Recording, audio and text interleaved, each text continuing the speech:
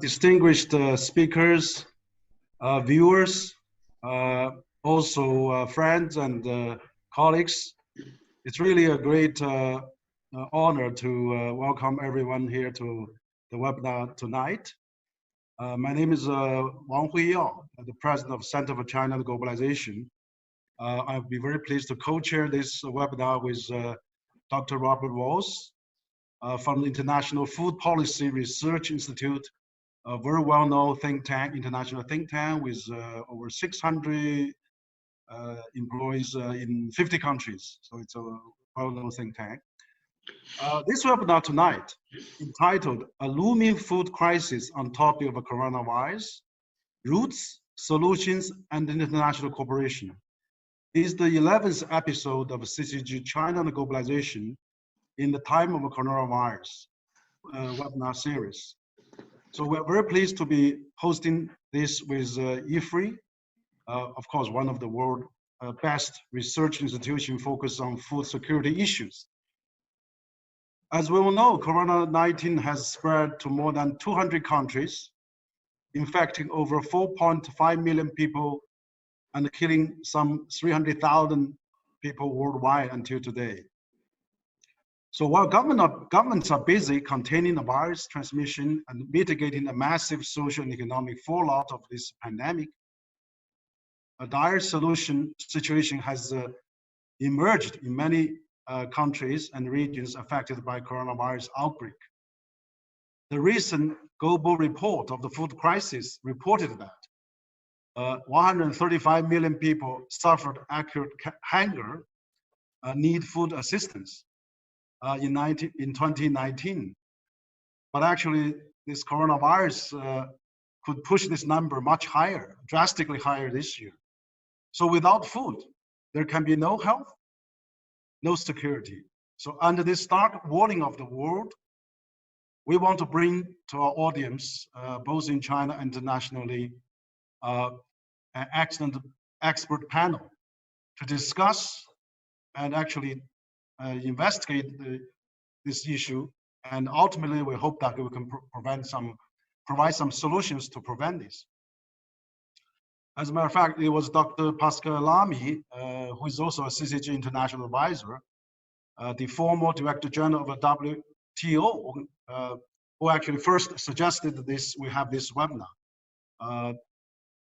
So to look at particularly how the world community should come together to jointly respond to COVID-19. And since we are seeing too little international cooperation at this moment. And also we can discuss how we could repair the failure to address today's crisis and to be better prepared for the next crisis. Unfortunately, Dr. Lamy could not join us today because of last minute of his other obligations, but we are having a very distinguished panel to address this major challenge from both perspective of public, international organizations, and also private sectors. So the distinguished panelists join us today. I'm introducing no political order. Now we have Dr. Robert Walls. He's the director of International Food Policy Research Institute. We have Dr. Yoon Sweeney. He's the director general, International Food Policy Research Institute. We have Sir Danny Alexander. He's the vice president and the corporate secretary, Asia Infrastructure Investment Bank. We have Carla Hillhurst. She's the executive vice president R&D of Univer. We have Matt Kovac, executive director of Food Industry Asia. We have Giuseppe Crocetti, chief of the mission of the People's Republic of China, International Organization of Migration of the United Nations. We have Clary Cotelli Oder. She's director country office for China and Mongolia International Labor Organization. And of course, last but not least, we have Professor Fang Sengen, Actually, he's a chair professor of China Agricultural University. So we have assembled a very distinguished panelist to address this urgent and very important issue. So the topic we're going to cover today include how should the government balance the need to protect lives and the impacts of the pandemic that are protecting, and also that protecting the livelihoods. What is needed to ensure food supply chains can function without disruption as we fight COVID-19. Some countries are restricting food exports in an effort to safeguard sufficient food availability for their own population, but thereby constrain the access for people in food importing countries. So why the multilateral trading system failing to really bring the attention to this kind of a problem? Restriction of movement of people also are one of the major issues, hampering harvesting and distribution of food in some areas. So how can the green lands be created for seasonal and migrant labor to work in the food production without risking further spread of the novel coronavirus? What more should the multilateral agency and international organizations do to limit the risk of a major food crisis from emerging, including through financial assistance to the poorest regions, cooperation on labor movements, humanitarian assistance, and food supply infrastructure?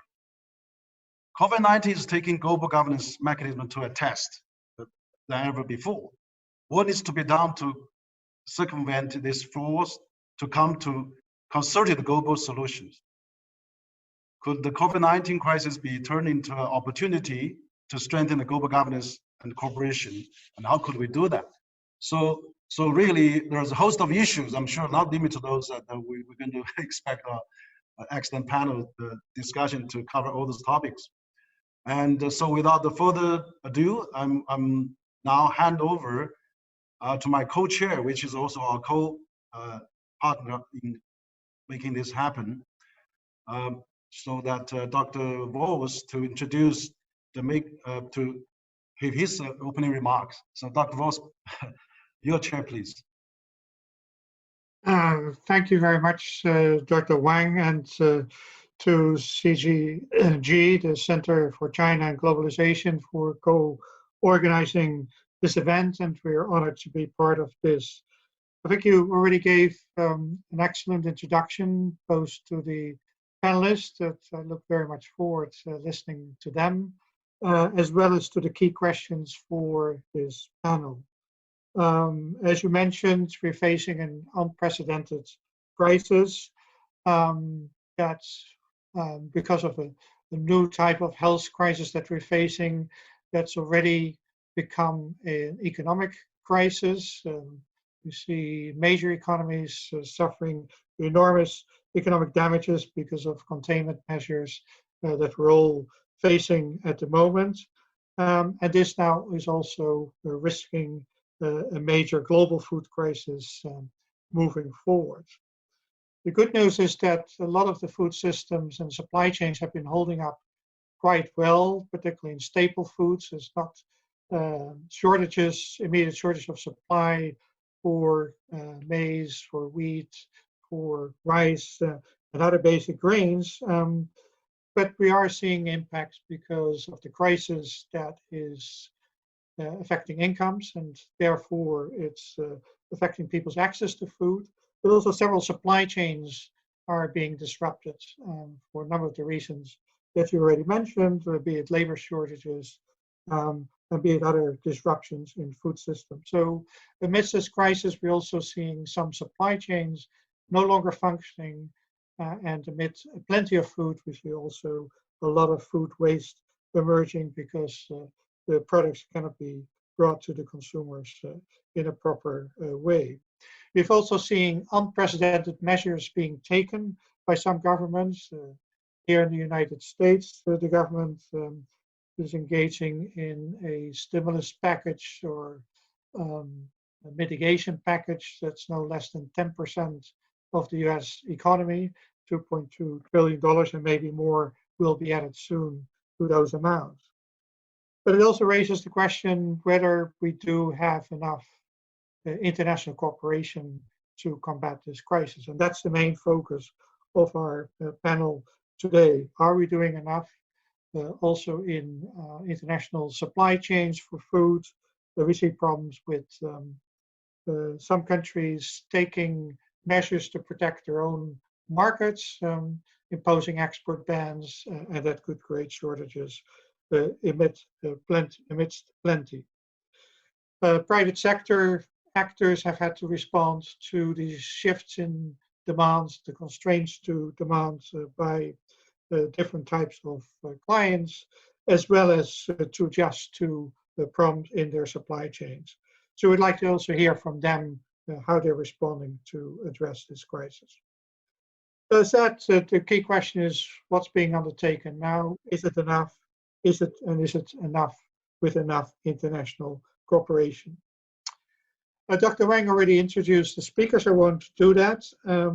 Let me just mention to everybody online, you can already raise your questions to the panel as we move forward. Please do so in the chat box, and then we'll consider your questions when we get to the Q&A session after the interventions of the various speakers.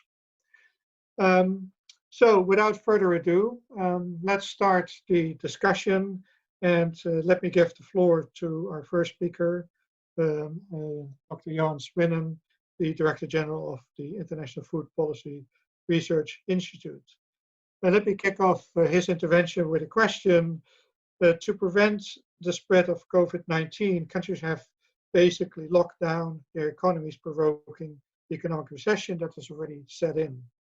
So to prevent lives of people that have had to put their livelihoods into jeopardy, how in your view should governments balance the need to protect lives from the impacts of the pandemic with that of protecting livelihoods?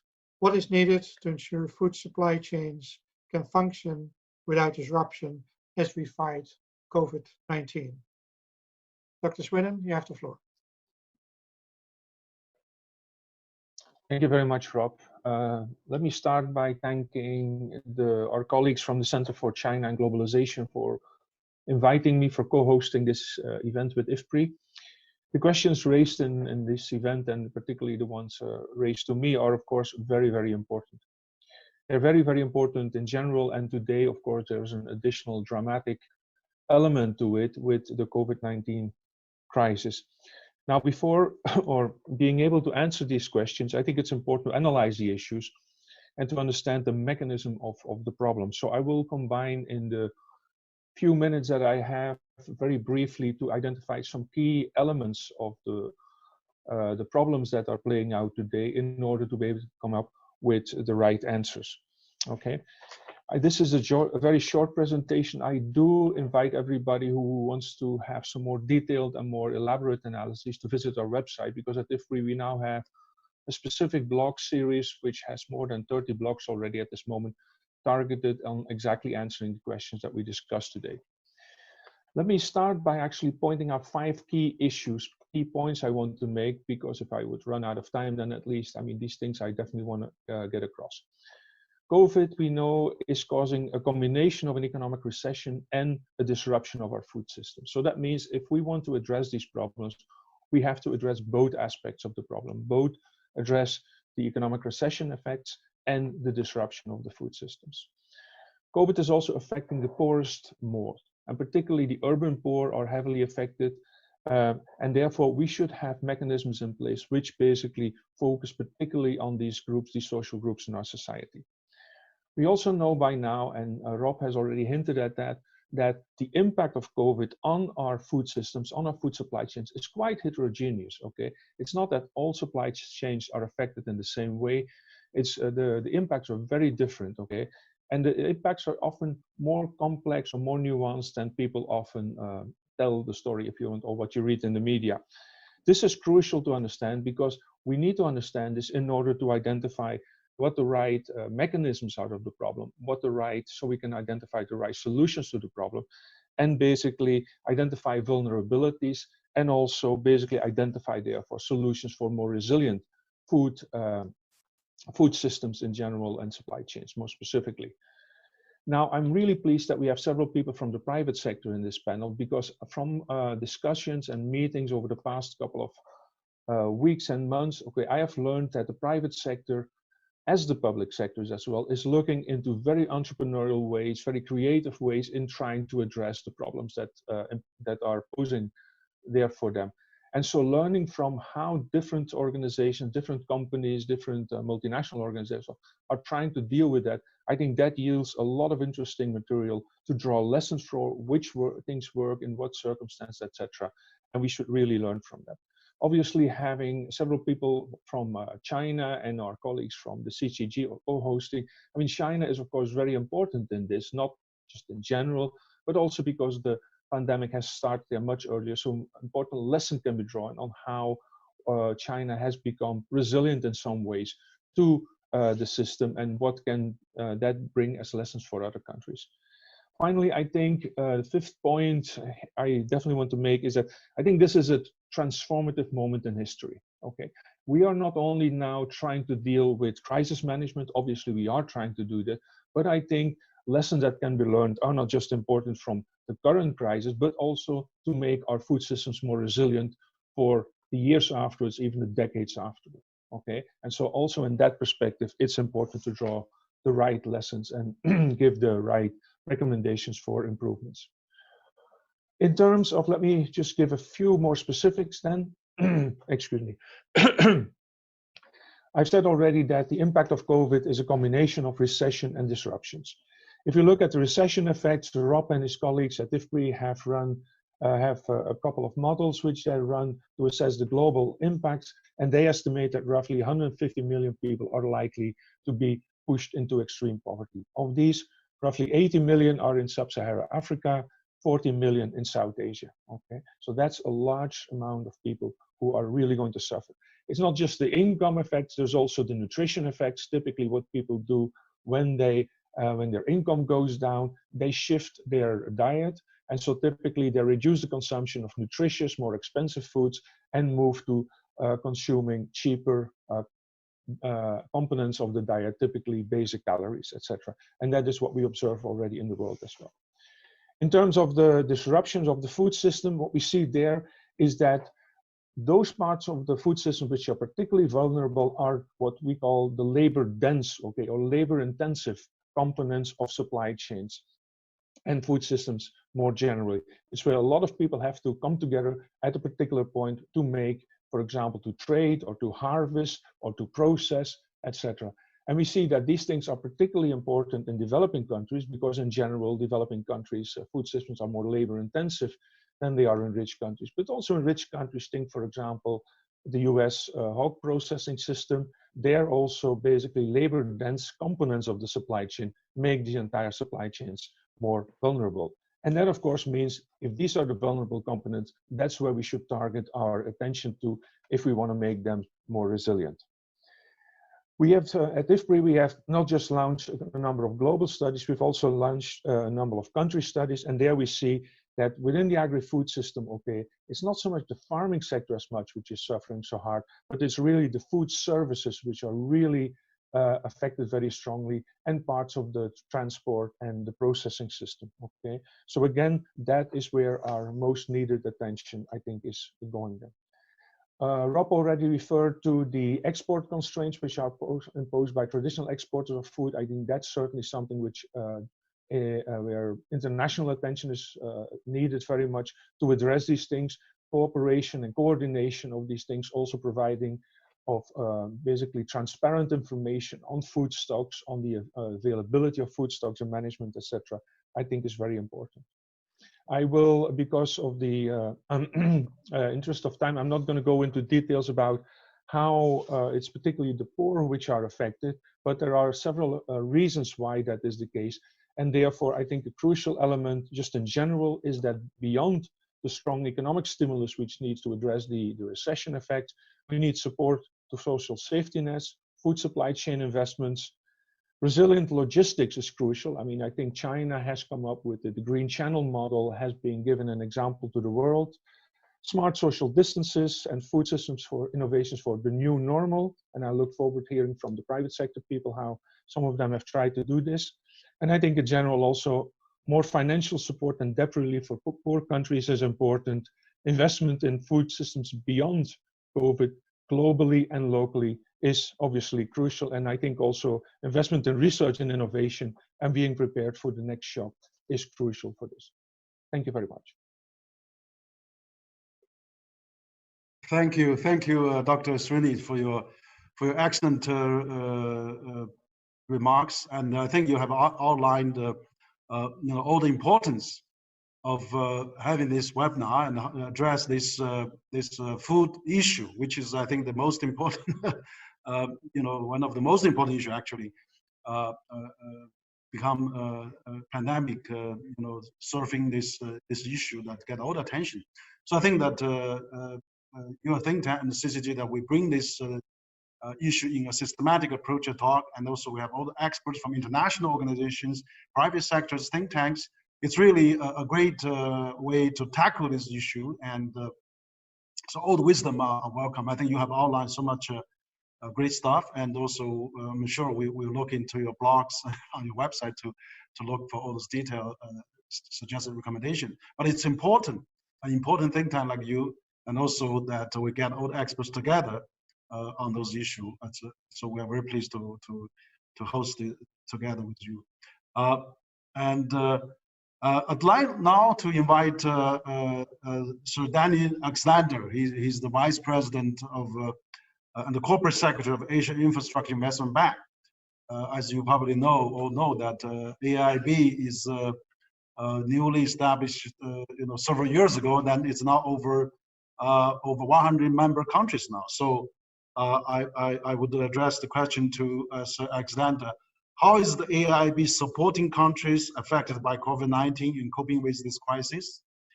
And equally important, become more resilient to cope with future pandemics.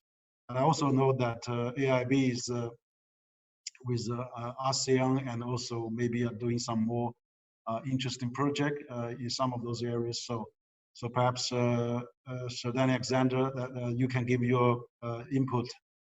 Danny, please. Thank you very much, Wang Hui, and thank you to the Center for China and Globalization for hosting this webinar and for inviting me and others to take part.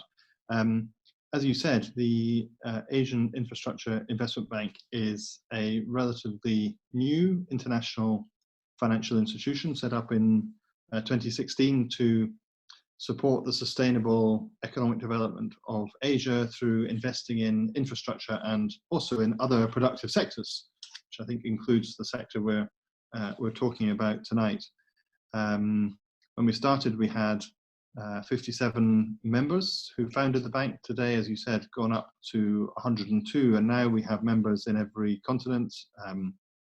Canada has joined in North America. We have a number of African members, as well as in Asia and in Europe, and a number of Latin American members as well. So really a growing institution in that sense. And we're now in the 5th year of our work. We've been growing our business, lending in different sectors, particularly focusing on sustainability, sustainable infrastructure, on connectivity, infrastructure which helps to improve connections both within and between countries, including rural road systems in countries like India, port facilities in Oman, and other such connectivity opportunities. And of course, also financing private sector, mobilizing private capital for infrastructure in the region, also very, very important. And as the previous speaker rightly said, the COVID-19 outbreak is an unprecedented global challenge, with a huge amount of disruption, a huge amount of economic, human health cost, with still a great deal of uncertainty about the scale and timing of the economic recovery and the opportunity for different countries to enter that phase. And I very much agree with the previous speaker. Of course, it's true that all economies are vulnerable, but developing countries particularly vulnerable, those with lower incomes, with less resilient economies, less resilient systems, particularly vulnerable to the impact of this crisis. And obviously, as a multilateral development bank focused on supporting members with their economic development needs, that's of particular interest and importance to us, because those lower income countries will suffer disproportionately unless there are resources available to help them with their needs. To that end, AIB has been participating very actively in the international response. And as you said in your opening remarks right at the beginning, one of the important needs here is to have a coordinated international response. And obviously, international financial institutions, multilateral development banks need to be at the heart of that. Many of them that existed at the time of the financial crisis in 2008, 2009 had their powers and resources strengthened. Others are newer, like us. And there's been a great deal of coordination, I'm pleased to say, among the international financial institutions to try and make sure that between us we're providing resources that can meet the needs of members within the different mandates and remits that we all have. So in the AIB's case, we've set up a COVID-19 crisis recovery facility. Initially, we've allocated $5 to $10 billion to that facility, but with the commitment that if the demand from members is greater, then we can look at adding additional resources to that facility.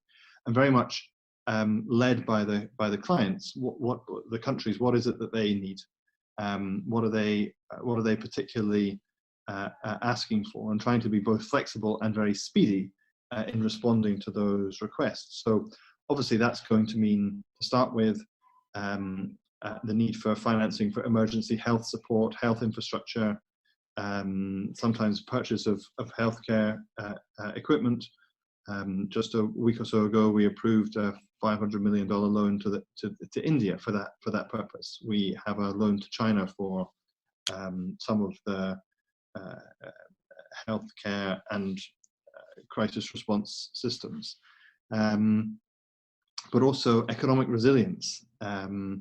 AIB has not been in the business of offering generalized budget support, policy-based lending to our member countries, but in this crisis, in many cases, it's simply that's what is needed. And so we're joining forces with the Asian Development Bank and with the World Bank to provide, under umbrellas that they already have, budget support loans, policy-based financing as it's known, where that's not a business that the AIB intends to be in the long term, but in the crisis, absolutely. And then also meeting liquidity needs in some cases. For example, we've set up previously some on-lending facilities with local banks in countries like Turkey, for example. Extending the liquidity support in those cases can help not just the banks themselves, but also their clients, which will include local projects, including in the food sector potentially.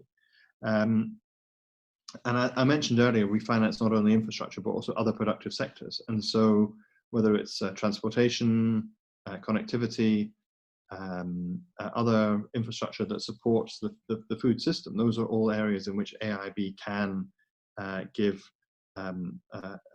support, can offer loans or other investments.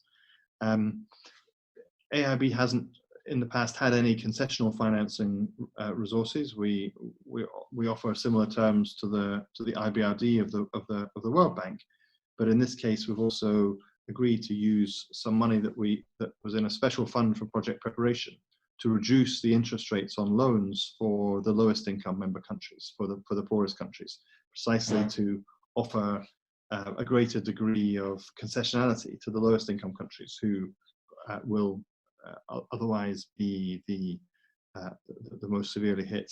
And then finally, the business as usual lending, if you like, the regular infrastructure projects continues. And that's very important that institutions like the AIB stay close and work with their member countries through a crisis like this. One of the strengths of international institutions should be an ability to operate counter-cyclically, to look through the short-term challenges, to invest for the longer-term needs. And so, for example, a couple of weeks ago, we approved a loan to Bangladesh for improvements in the sanitation system there, which is critically important, not just for health, but for longer term economic development. And so, whilst that's not part of an immediate crisis response, it is also part of continuing to support the long-term economic and social development needs of the member countries involved. And I think through doing so, you show also the importance of multilateral cooperation, the benefits of countries working together through these sorts of institutions. This is something which is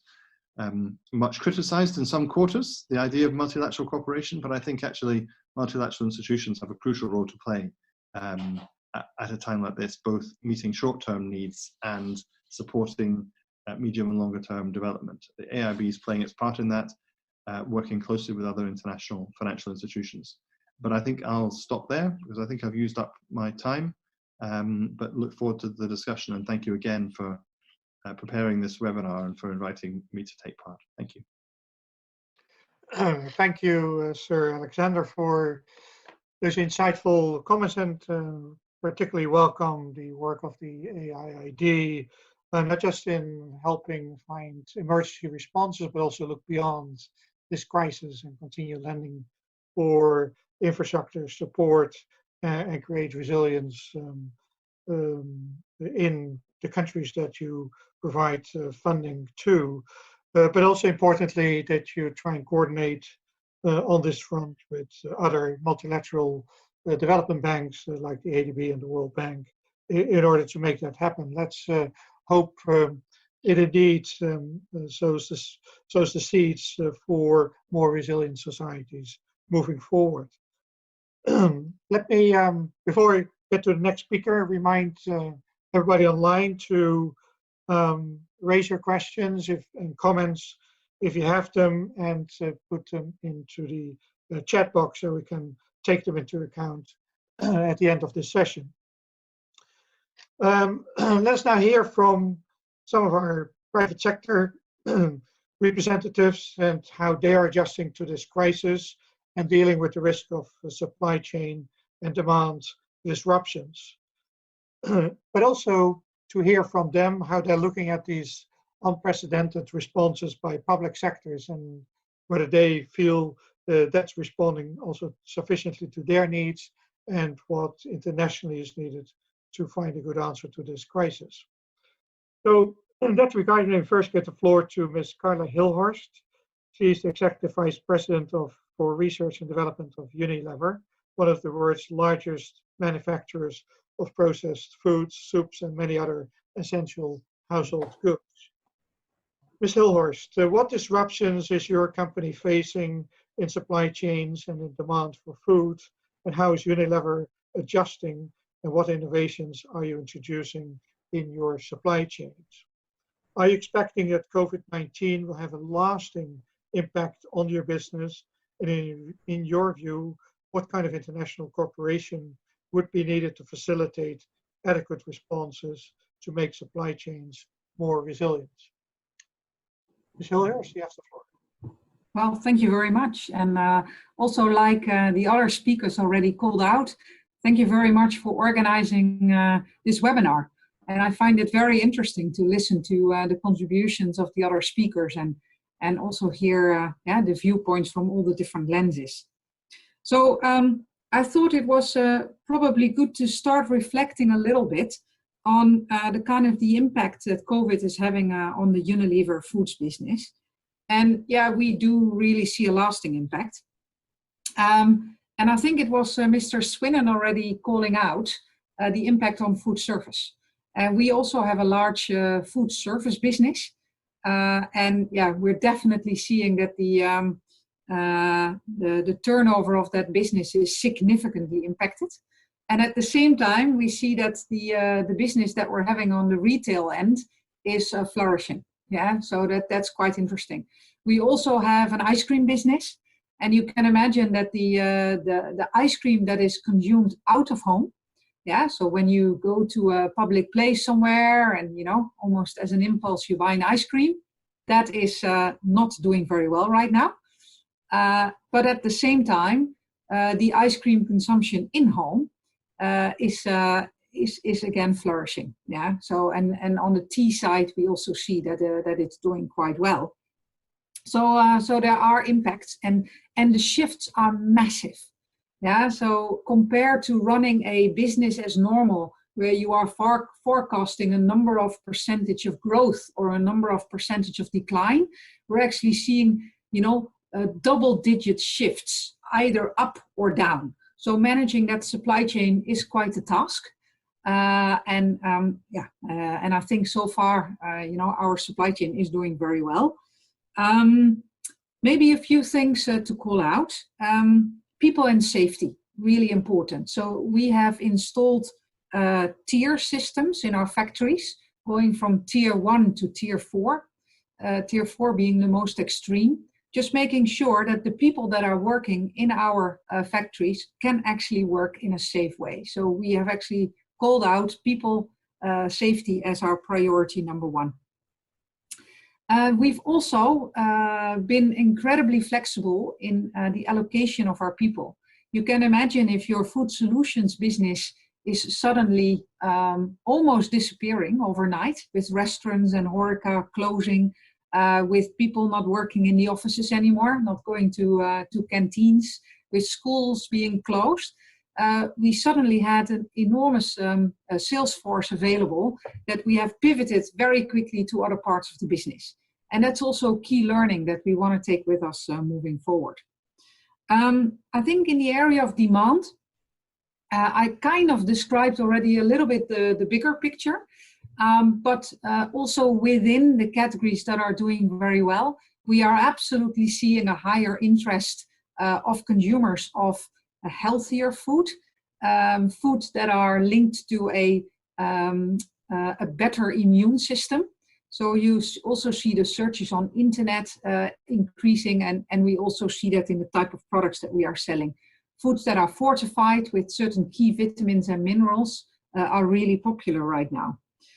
We also see that the trust and affordability is important. People are rediscovering the goodness of trusted and affordable shelf-stable products. Yeah, and we see, for instance, that the sale of dry soup, for instance, is skyrocketing right now.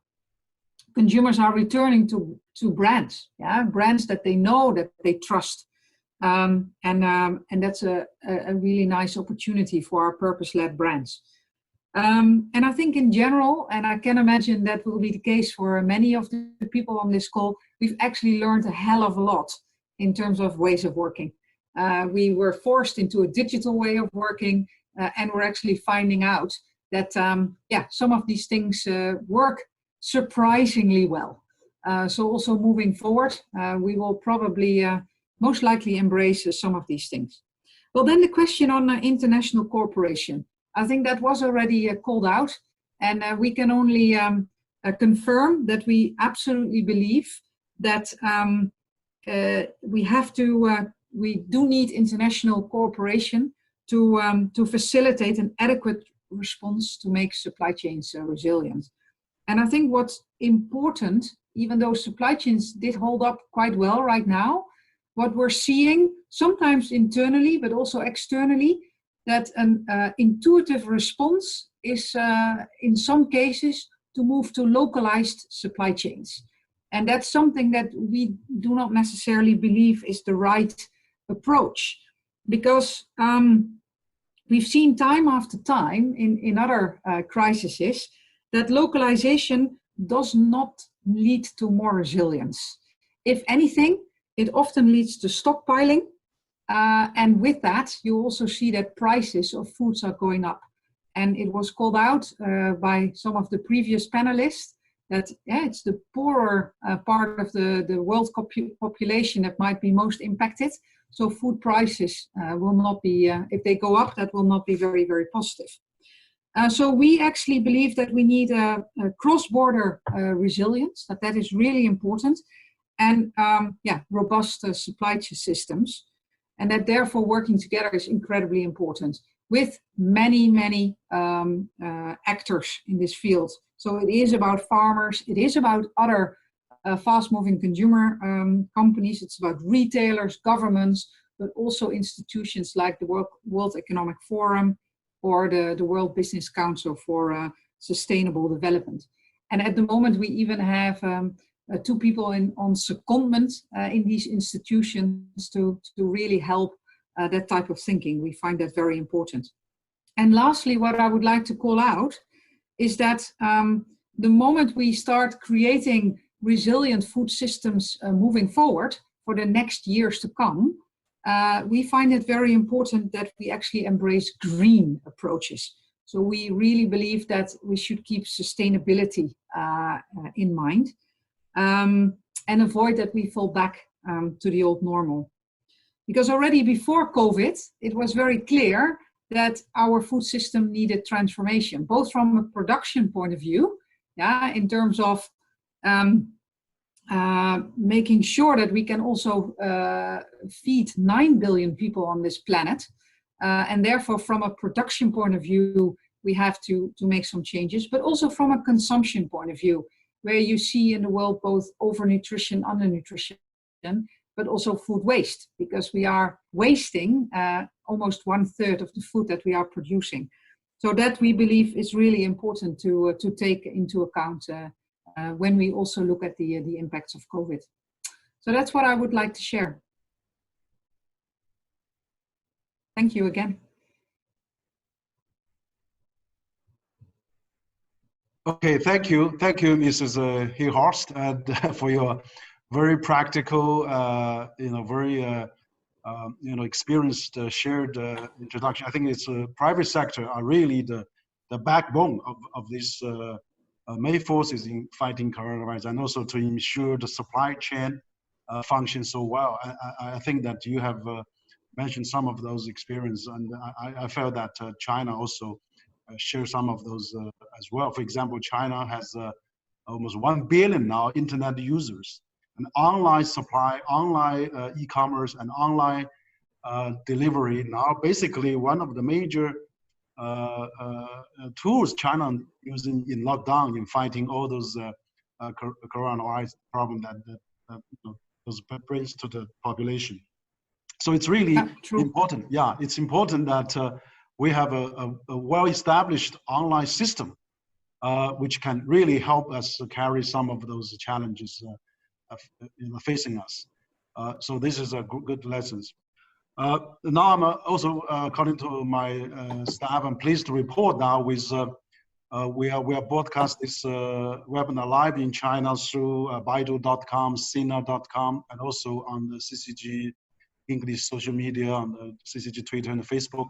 We have already combined over 350,000 online viewers or listeners that both in China and internationally. So this is really got a lot of attention, and thank you for all your contributions.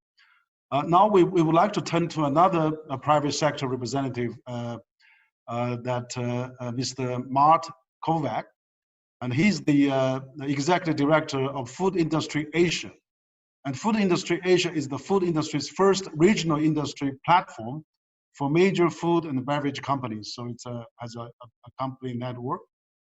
So my question is that, so Mr. Kovac, you work with a huge network of large food companies that operates in Asia.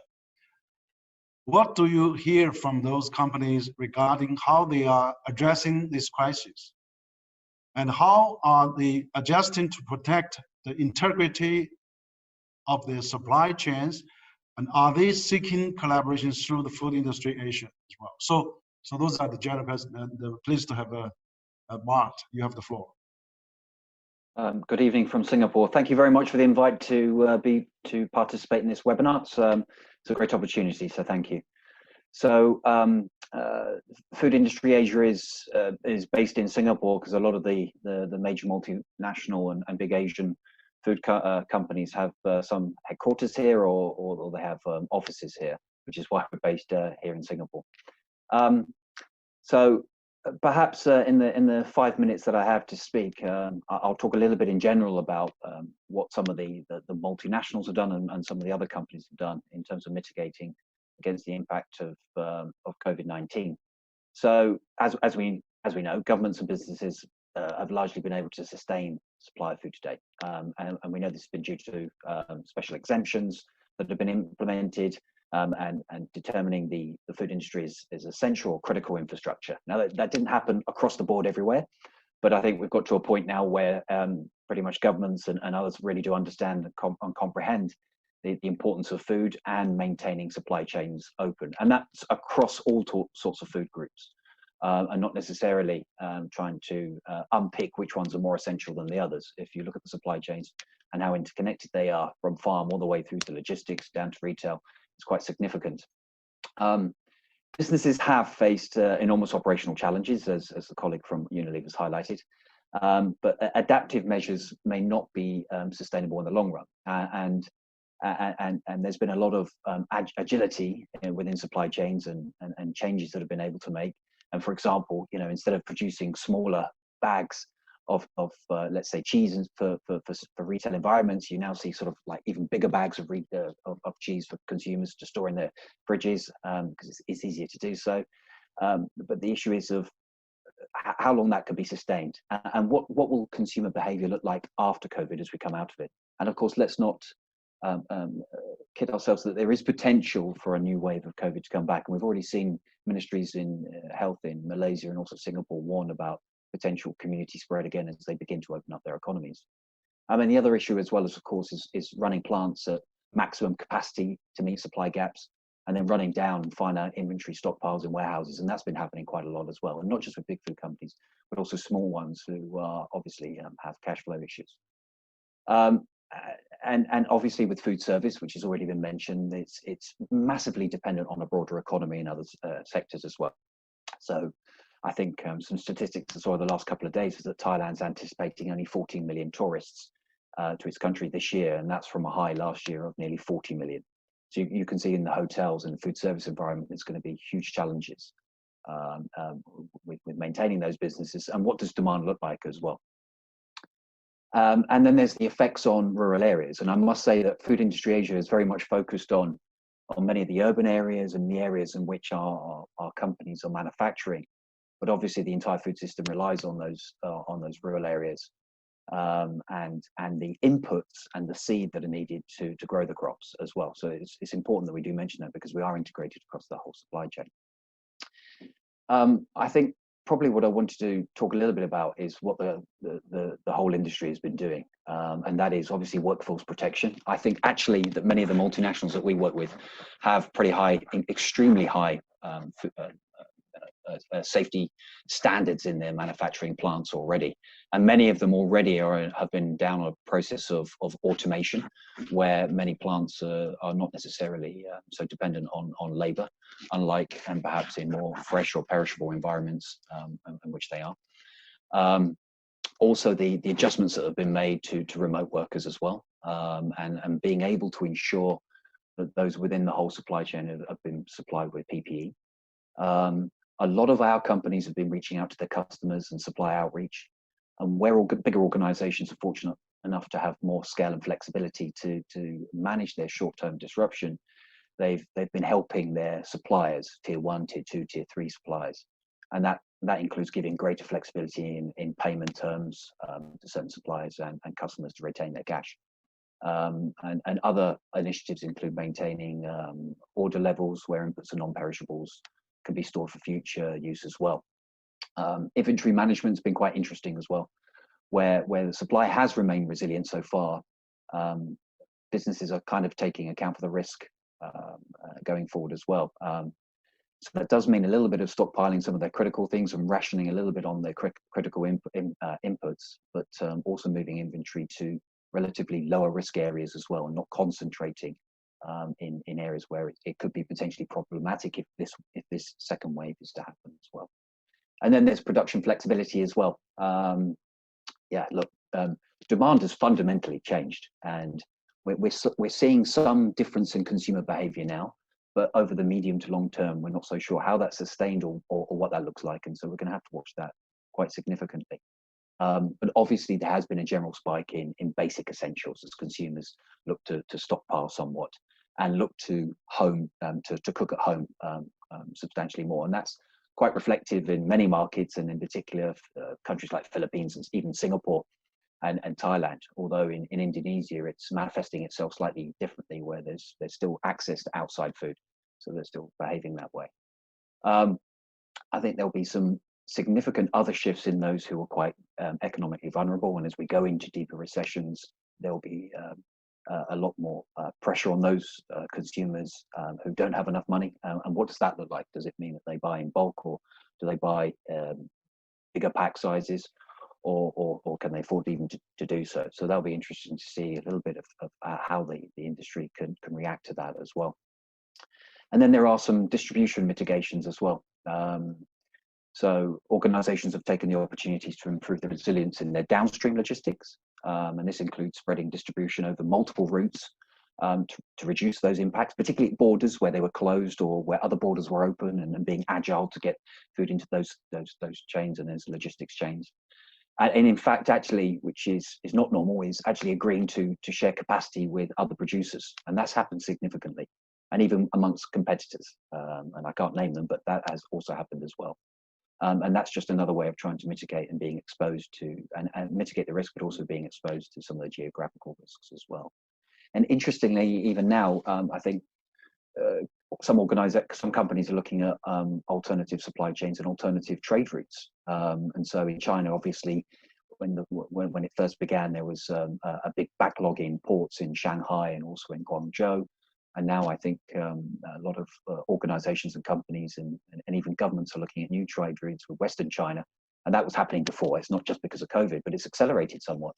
And you see companies looking at, I think it's Qingzhou, I think that port, and looking at using that as well, maybe more in the future and diversifying a bit from Shanghai and Guangzhou too. So you've seen a number of those things happening. I think the critical thing going forward is going to be about those consumer purchasing habits and how they might change. I think that you mentioned very well that online e-commerce with grocery has had a significant uplift. E-commerce for grocery as a share of overall e-commerce volume in China, the US, and everywhere was relatively small, quite frankly. But now we're seeing that consumers that perhaps weren't early adopters already trying to use online channels to shop for pretty much everything, and that includes fresh, where many consumers still prefer to go to wet markets and or to supermarket environments where they can see and try that fresh produce. The interesting thing is how that plays out going forward. I think there's going to be a significant more amount of investment in there. And certainly on the fulfillment side, because of backlogs that meant that many people still couldn't get their orders online as well. And then the second thing in which, with our members, our companies, and how we're supporting is giving input to those governments on learning the lessons from what's happened with the disruptions in supply chains with COVID, how we can put in place basically preparation plans to mitigate the impact that in potentially in the future. Green highways or green corridors, what China and Europe have put in place, are going to be absolutely essential for many markets in Southeast Asia and South Asia, and other areas where we can reduce tariffs and trade barriers as much as we possibly can to completely to make sure that supply chains still remain open across the whole region as well. And I think the final thing I will say is that there is going to be an increasing focus from governments on food security. I think it stands to reason, and in times of stress, governments will look to their own. They will look to be more national. But what we hope that doesn't mean is that there's a spillover of food security into self-sufficiency. Domesticating supply chains does not help. Okay, I think you can look at some diversification of supply chains, but trying to make your country more self-sufficient and bring all the supply chains back and trying to be more domestic is not good for trade. Okay, and it's not good for the food industry. And we would advocate for sort of a dialogue around a sensible approach to food security and what that means for supply chains going forward. And with that, I'll stop there. Thank you very much. Thank you, Matt Kovac, and good to see you first, and thanks for this contribution and giving insights in how food industry Asia and your associated companies are adjusting to the challenges. And I guess it's quite interesting to see what you mentioned, what could be called supply chain solidarity, and trying to keep things moving within supply chains, and also some cooperation across or between competitors. Particularly important is last call on more international cooperation and keep the trade channels open as countries try to build more resilient food systems for their own populations. I guess that could give rise to some further discussion, but let us now turn to some of the international organizations that are present on this panel and how they are addressing this crisis. Let me pass the floor to Mr. Giuseppe Crocetti, who is the Chief of Mission of in the People's Republic of China of the International Organization of Migration. Mr. Crocetti, in many countries, social distancing measures also imply severe restrictions on labor mobility, which is not only affecting the livelihoods of migrant workers, but also economic activity in general, and more particular, also food production, as for instance, seasonal workers cannot travel to farms to harvest production. How can green channels or green lanes be created for seasonal and migrant labor to work in food production without risking further spread of the novel coronavirus? We are seeing little international cooperation on this front. So how is the International Organization for Migration dealing with this challenge? Mr. Crocetti, you have the floor. Thank you very much, Rob, for your question. It's a long question, so I'll do my best to address it within the very limited time available. And also, thank you very much to Dr. Wang for the kind invitation, and good evening, good morning, everyone. COVID-19 related travel restrictions and border closures have put a spotlight on the critical role that seasonal and temporary migrant workers play in the agri-food systems by ensuring continuity of global food supply. The Food and Agricultural Organization estimates that more than a fourth of global farm work is done by migrant workers. In Canada, for example, approximately 50% of workers in the horticulture, fruit and vegetable production sectors are foreign. In Australia, an estimated 50% of the labor force in vegetable farms are seasonal and temporary migrant workers, mainly from the Pacific Island countries. And in my own country, Italy, about 370,000 foreign workers account for about 27% of the legally employed workforce in the agricultural sector.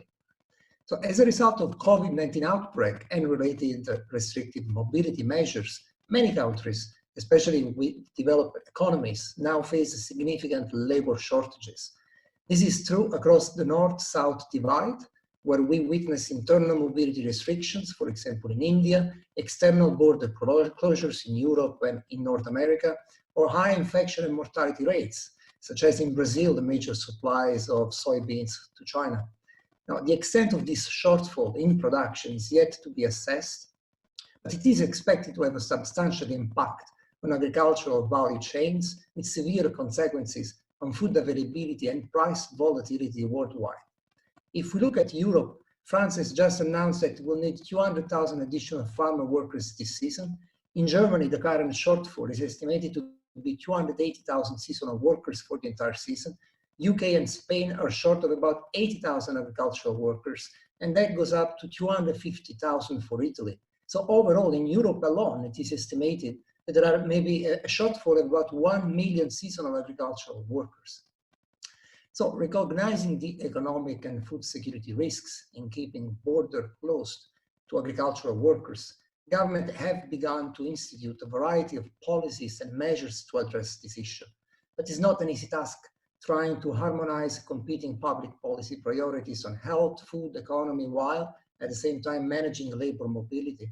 So against this background, and back to your question on whether and how green lanes can be created for seasonal migrant workers in food production, we've seen so far three main policy responses from governments in countries of destination.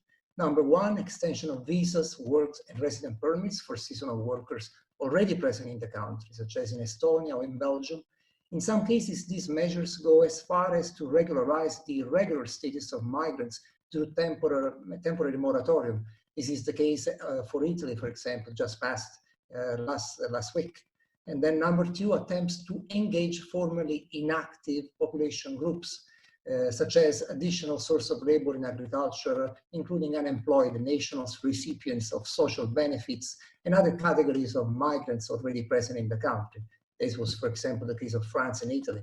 And then number three, facilitate limited entry of foreign seasonal workers under very strict health protection conditions, in case the first two policy measures prove to be insufficient to fill gaps.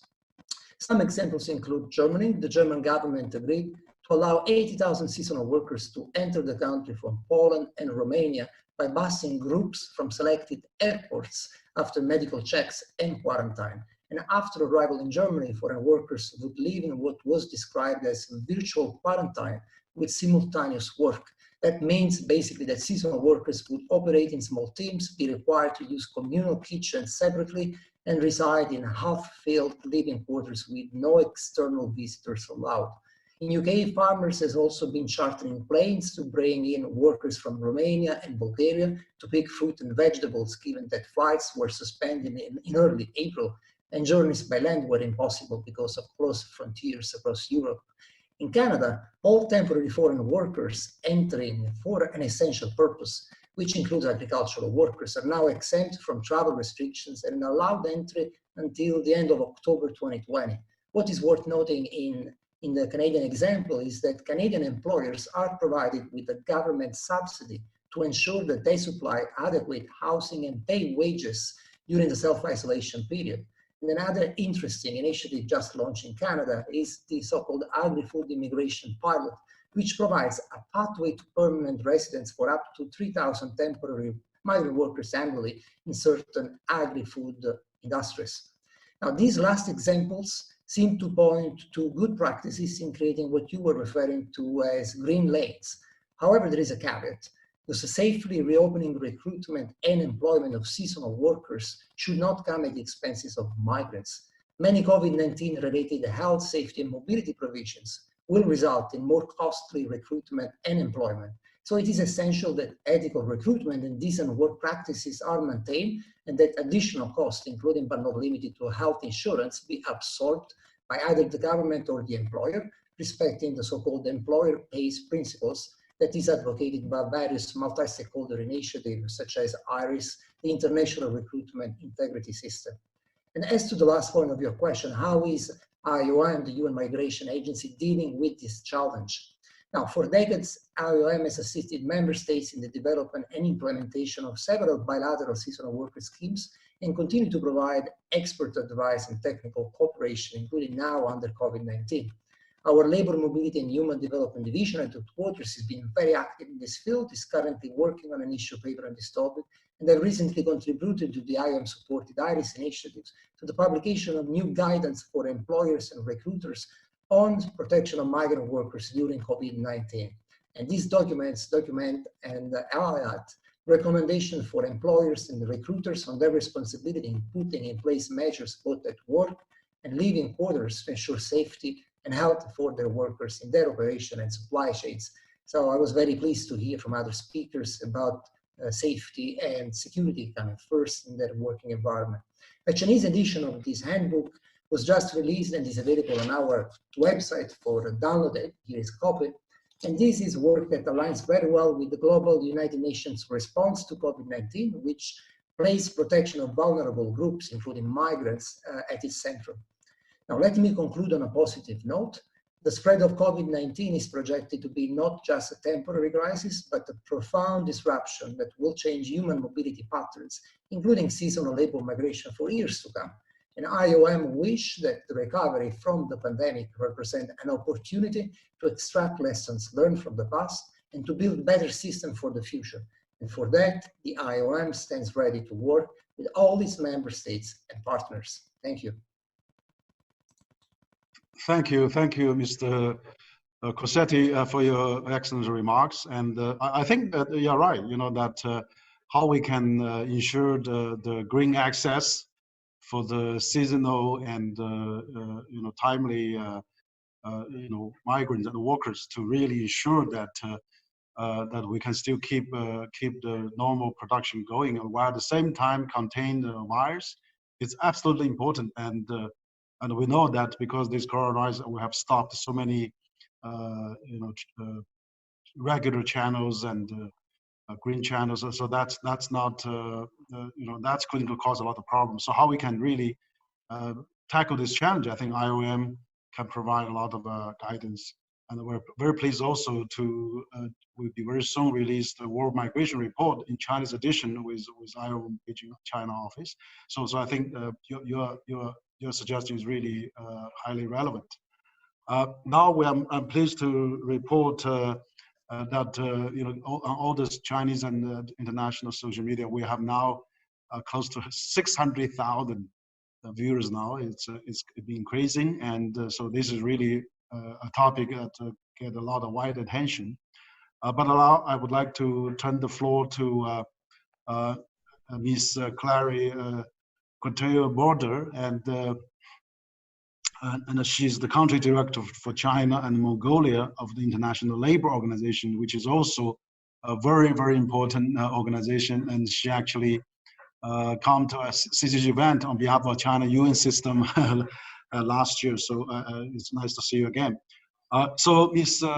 Couture, so learning from the crisis, do you expect social distance will be the new normal for many years to come? What will this mean for the actually for the workers in China or elsewhere that, for instance, who are already undergoing such adjustment? So are you afraid that this may lead to more automation in many business, also including agriculture and food sector? And also what international cooperation would be needed to address the employment challenge? This would create, for example, this already caused the high employment rate in many countries, and we have over 30 million people in the US seeking employment insurance now. So we would like to hear the most authoritative voice on international organizations. So Mr. Couture, you have the floor, please. Thank you very much, Dr. Wang. It's a pleasure to see you again, although virtually. Let me thanks the Center for China and Globalization, as well as the IFPRI for the very kind invitation. It's a pleasure to be here. On your first question, Dr. Wang, yes, I do expect to a certain extent that the COVID will change our habits and our practices in our daily life, including at the workplace, at least until a vaccine has been found and distributed. And certainly social distancing is one of those new practices that might stay with us for a while. There are probably others. I think teleworking might stay with us, kind of video conference we're having now, maybe less travel. Those are, important elements that may impact the new normal, as everybody says, being part of the new normal. And at the ILO, I think we hope that this new normal will also be a better normal. But let me stress, though, that those precautionary measures, be they social distancing or be they the sanitation of workplaces, are extremely important, not only to protect workers at the workplace, but also to keep the supply chain going, to keep the economy alive, and to keep people at work and preserve employment. So it's really, really important that those measures are applied, that we have high standards of health and safety at work. And if anything good is to come out of this crisis, I hope it can be a wake-up call on the importance of keeping high level of health and safety at work as an indispensable part of sustainable supply chain. And just a small reminder, though, that without the COVID, we already have more than 2 million workers each year dying from accidents at work or dying from work-related diseases. And we have more than 340 million non-fatal accidents every year. So clearly there is space for improvement in the area of occupational health and safety. On the second part of your question, Dr. Wang, the question regarding the risk of automatization. Well, first, I think, automatization has been going on in the agri-food supply chain sector for a while. I don't think it's particularly new. But of course, the question is whether the COVID might accelerate that trend. Honestly, I think it's really hard to predict. We heard our colleague from Singapore telling us that indeed some of its partners were increasingly relying on automation. Others may say that they might defer a long-term investment decision because of the situation and want to concentrate now on the short term. I don't really have a clear answer on that question, but I think maybe generally speaking, I think we have to look at technology as a risk, as a challenge, but also as an opportunity. Of course, technology and automation can displace workers, but they can also create many new opportunities. And we discussed just a few minutes ago, the booming or the further development of the e-commerce, and that wouldn't be possible without new technology. So what I would like to stress here really is that actually new technology can help us in this crisis. We can rely, for example, and China is a very good example when it comes to contactless payments. The famous WeChat in China, we can pay without having any contact. This is an example of how that can reduce the risk of exposure. I have personally also visited here some very interesting projects where technology were actually at the disposal of small producer in very remote and poor areas in China. And through this technology, they could be connected directly to the market in Shanghai or in other big cities. So those kind of innovation can really help to improve the productivity of small producer and small retailers, and also increase their access to the market. So there's opportunity as well, I think, in this new technology. Maybe more generally, I think we could try to see the pandemic as an opportunity, and it has been said before as well, to increase the sustainability of the agri-food supply chain, both from a social and from an environmental perspective. And particularly in the weakest segments of the supply chain of the sector. And I'm thinking in particular of the informal economy, on which agricultural and food production partly relies. From the ILO, we know pretty well that when it comes to decent work deficit, those are really the most acute, the most severe in the informal economy. So I think there is a need here to look at the specifics of the supply chain, particularly in the informal economy, and see how we could make it more sustainable from a social perspective.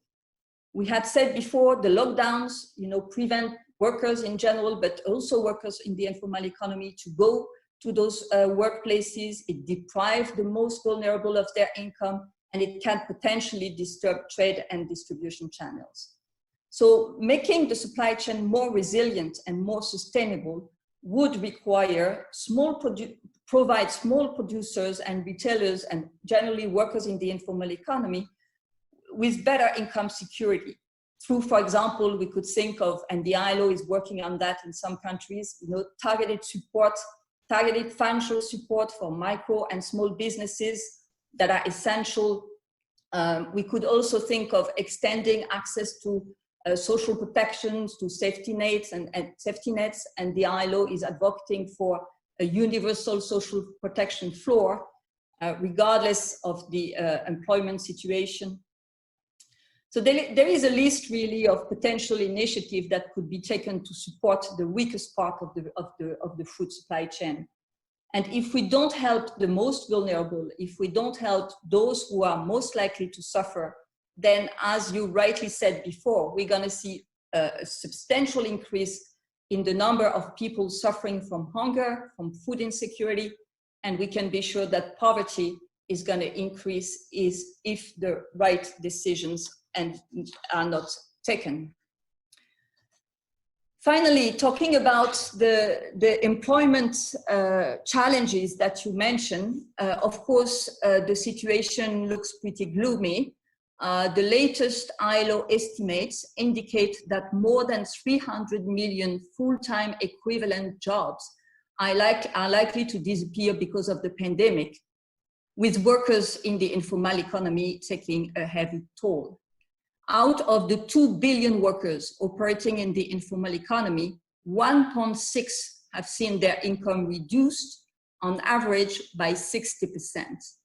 So, you know, if you start from the point that income in the informal economy is already very low, if you have a reduction of 60%, you can imagine that there is not much left.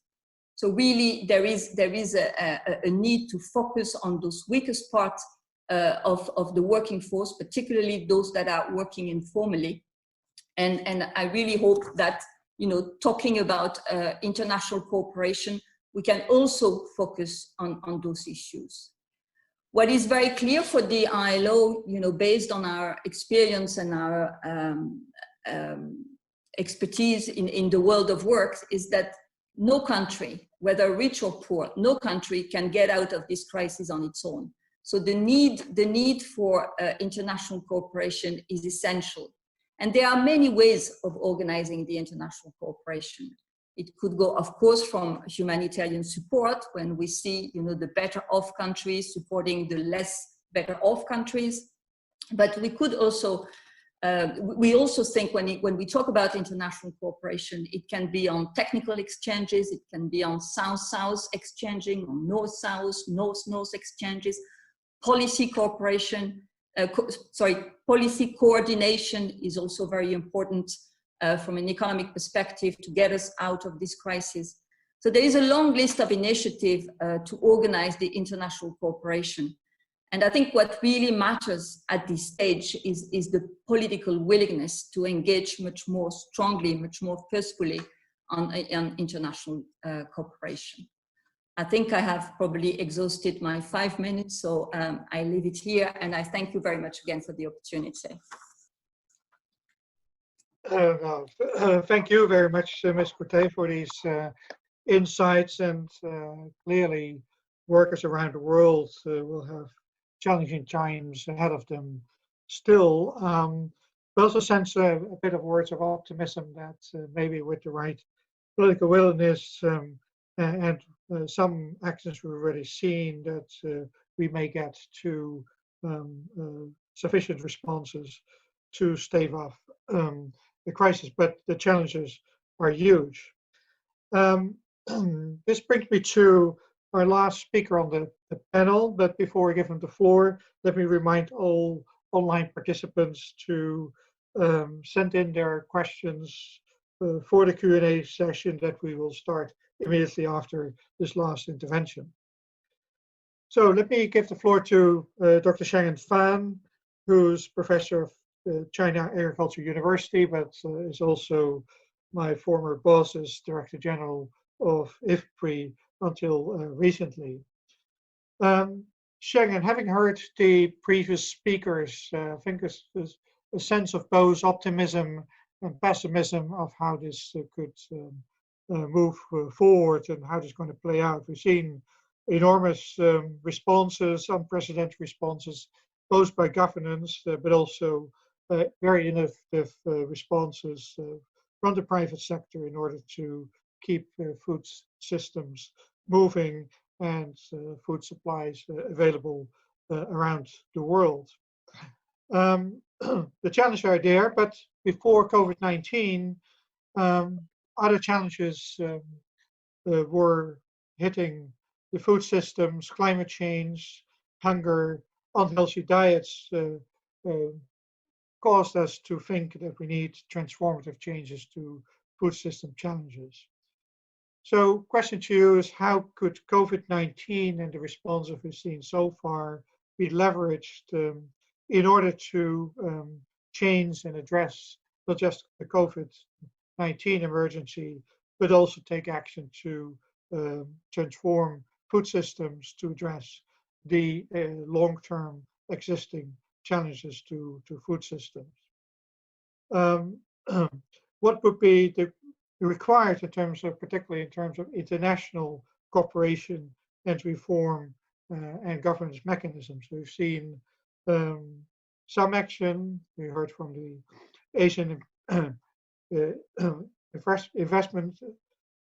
Infrastructure Investment Bank, and we've also seen from others taking some action, but also we've seen a lack of cooperation, for instance, when it comes to some of the export bans posed on commodities. So what is your perspective on how this could move forward in order to leverage this crisis into transformative changes into food systems? Stengen, you have the floor.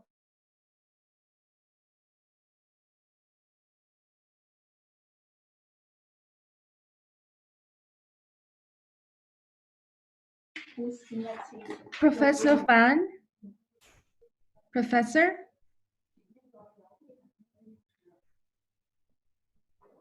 Professor Fan, are you there? I think for some reason we're losing Professor Fan. Can I give floor to our two co-chairs and see maybe you have some questions you're going to pose for our panelists, and then we'll come back to Professor Fan later. Okay, great. Okay, so probably he'll come back, but in the meantime, actually, we do get quite a few questions. I would like to share to our panelists, and so that we can start our Q&A as well. But let me first share some of the questions, and so maybe we have 2 rounds, and I go for the first round, and then we will have Dr. Vos have the second round, and so each panelist can be very briefly to talk about that. So I have a question from China Business Network, which is a very major business media newspapers in China. It has several questions. So he starts the question like this: food is a national security issue, but should we interpret it as a self-sufficient drives and high farm tariffs? Should we, or why? And second is, how could the government make the global food system better able to withstand the shocks? Does it mean building a diversity, or should we diversify? 3 is that some agri-sectors rely on immigrants and especially seasonal migrant labor. What can we learn from the current labor shortages that are caused by travel shutdowns? Probably the last question was to our IOM expert, and I also have several other. Maybe I'll go over all of them. And we have another question from CNBC. Are there any possible changes to the food consumption structure to China this year? If the food export to China is subject to some restrictions like inadequate supply from other countries such as US, Australia, or Russia, or natural disaster caused by climate change. So how can they cope with the problem? There's another question from Xinhua News Agency. What are the main factors that will positively affect main food supply this year? Let's say climate change, coronavirus, financial crisis leads to the bad investment to agriculture. And also the last question from China Daily, in the near future, what are the main challenges for international cooperation for global food supply and agricultural development? So perhaps before we waiting for the Professor Fan, and maybe the panelists can start in addressing some of those questions.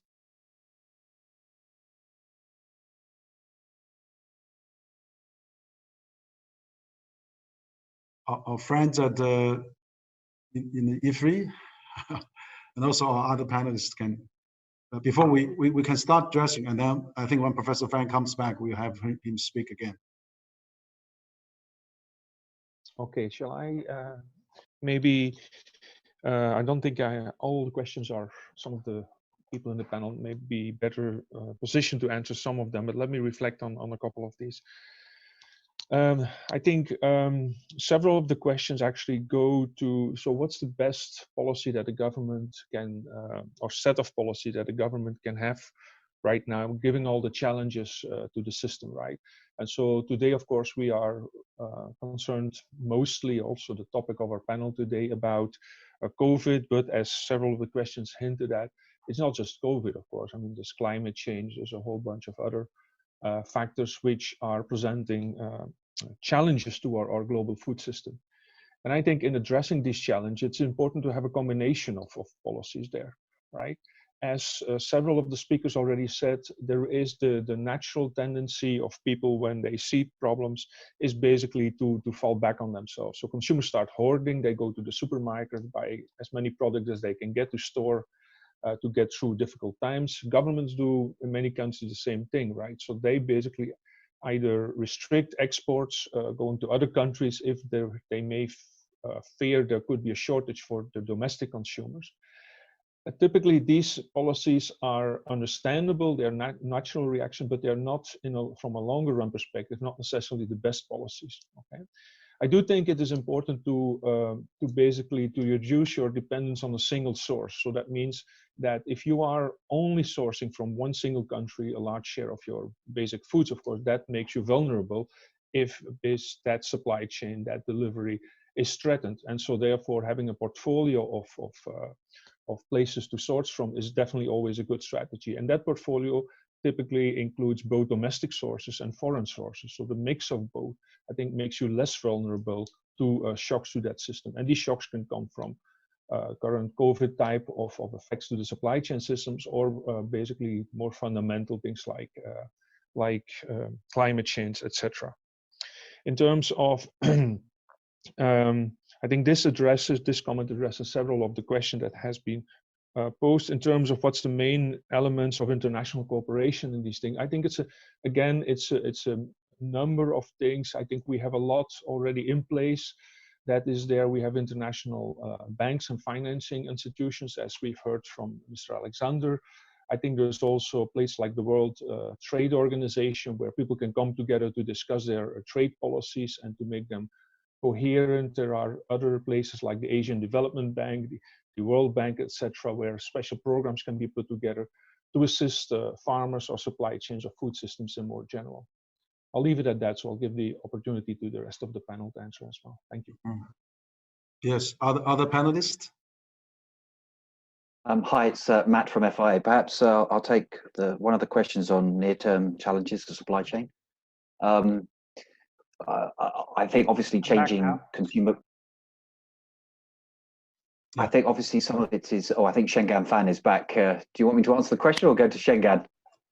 Perhaps you finish and then we ask him to speak. Sure. So the short-term supply chain issues, the near-term challenges, I should say. Sorry. So change consumer purchasing habits, and that impact and acceleration on online food delivery. That's going to have a massive impact on the whole food and beverage industry, and in a positive way, I think. The effects of the at-home market are a little bit more uncertain, though. So while some segments may generate preference for higher quality fresh ingredients, others may stick with lower cost products that they relied on during the crisis, partly because of cost maybe as well, but that might reduce some brand loyalty or might make it more competitive. So businesses are going to have to carefully evaluate that. I think we might also see companies question or looking at potentially decentralization of production. So if you're a large player with multiple facilities, you might want to be looking at putting greater emphasis on reducing your reliance on a particular facility, okay? Or if you're only concentrated in one country, perhaps it's possible you might look at diversifying. So it might mean that you have much more smaller specialist operations that would have an impact on your bottom line, but it may be a way of mitigating such an event as COVID. And you'd probably look as well from an industry perspective at diversification of supplier and customer bases too. And I believe as well that they're amongst those that are willing to put the investment in, there will be some acceleration towards automation, particularly for food processors. Now there will be an impact obviously now on companies in terms of investment. But I think if you look back to 2008, and 2008 was a very different set of challenges, but those food and beverage companies that invested out of that certainly set themselves up for a lot stronger than others that didn't. I'll stop there. Okay, thank you, Mark. Perhaps Dr. Wall, you were just introduce Professor Fan, and he was off. We have Professor Fan come up speak again. So maybe you can continue, Dr. Walls. Sure. Thanks, Dr. Wang. And Shannon, I already had introduced you to the audience, and I don't think you need much introduction.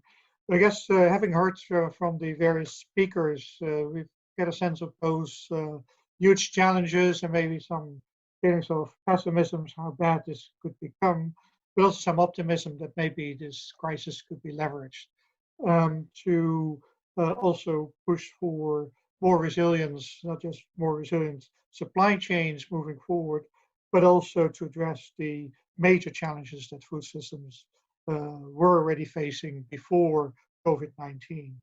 So climate change, hunger, unhealthy diets have called for transformative changes. So the question to you is how would you see that this crisis could be leveraged, looking beyond and making investments into transformative investments into food systems, and what kind of international cooperation would be needed? Shannon, you have the floor. Well, firstly, my apology. I just began to speak, and suddenly my line dropped. I think the resilience is very important in this case. So let me thank you, President Wang of CCG and IPRI for organizing such a great event. Well, I have heard almost every word you have said, so don't worry, even though my line was dropped. So I wanted to just briefly mention 6 points. What sort of food system we would like to have. So I came back to China just in January to set up a research group to look at the food system in China as well as in other countries, the global food system. Then COVID-19 came. So immediately I shifted my attention to work with other researchers, the government, and even international players on how we can really deal with such a dramatic change in our global food system. So what I'm going to speak is, yes, is a lesson from you have just discussed, but also from my engagement with some of the global players, as well as regional players like India, Malaysia, and here in China. So 6 brief points. So number 1 is resilience will become very prominent in our future system. So even before COVID-19, we have already seen climate change, refugee crisis, many other things that are affecting our global food system. So now COVID-19, even before that, the bird flu, many sort of zoonotic diseases have already affected our food system. So this is a wake-up call. How can we really make sure that our future food system will be very resilient against all these shocks? We're doing a bit sort of soul searching. Now, obviously, to block the country, self-sufficiency is not going to work. I think many have already mentioned. But in the meantime, how can we address the weakest points of the whole food system, of the whole supply chain? From smallholders to processors, small traders to retailers, to global trade system. So where are our weakest points? I think this obviously varies by country, varies by different commodity chains, and definitely we have to look at that issue very carefully. The second point is inclusiveness. I think many mentioned that it's poor people, it's hungry people, it's lower income people who will suffer much more from COVID-19. I think the IPRI 2020 Global Food Policy Report zoomed in on the inclusive system. I think, again, the COVID-19 showed how important our global food system must be very inclusive. So here, I think women, children, the smallholder farmers, the migrants, from rural to urban, and even from urban to rural, they must be protected. They must be very inclusive. They must be included in our future global food system. The number 3 is, the sustainability and healthy diets. So I have seen some dramatic changes of people's behavior. So they are willing to change their diet, their behavior, to protect our natural resources, to protect the wild animals. They learn huge lessons from this COVID-19. Now, the obvious land, water, all this natural capital have to be protected. I think, again, it's a wake-up call, not just for researchers, for government officials, but also every citizens. So what sort of food system they would like to see in the future. Now, number 4 is investment. How can we really prioritize our investment? So from this sort of crisis, we have seen that yes, e-commerce is booming, internet is booming. So that's why it's very important to invest in e-commerce and internet access. Well, in China, Mr. Wang said we already have 1 billion people who have access to internet. But unfortunately, in many parts of the world, in Africa, they still do not have good access to internet. Even they do, the connection is not good. So we must invest there. Then I think the EID also mentioned about the rural roads.